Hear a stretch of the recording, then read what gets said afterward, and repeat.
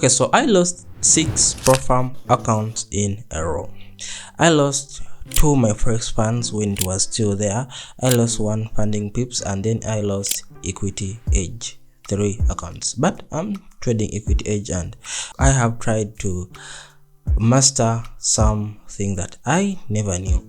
So this one thing that I'm going to tell you in this video, I'm just going to tell you only one thing, that the one biggest thing that I learned from these Propfirms. I've made a video before talking about most of the lessons that I have learned from this, but here I'm going to tell you only one biggest thing.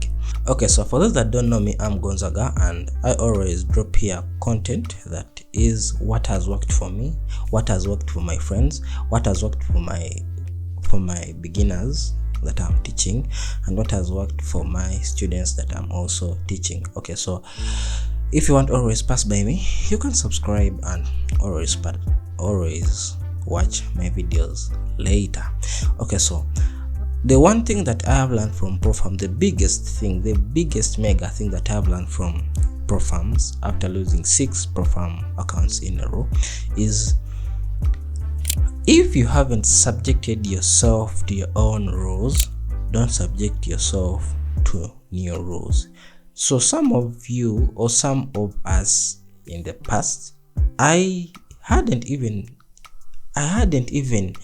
learned on how to go by my rules. Like I couldn't even know what are my rules.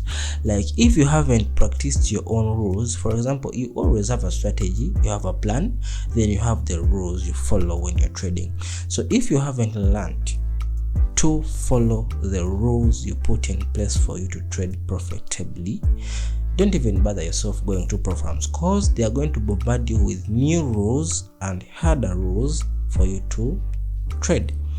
So it will be very hard for you to trade in a new environment of rules before you grasp your own rules. Help me and subscribe. Check on me later. Peace.